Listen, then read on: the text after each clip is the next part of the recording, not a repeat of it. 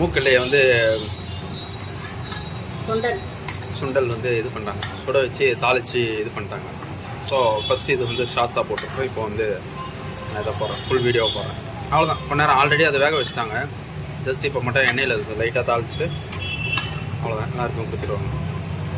Okay, smell நல்லாயிருக்கு.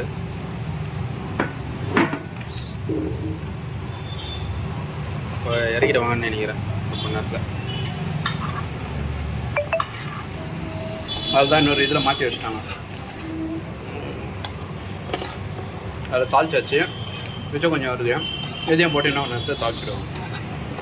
அதுதான் இன்னொரு வீடியோவில் பார்க்கலாம்.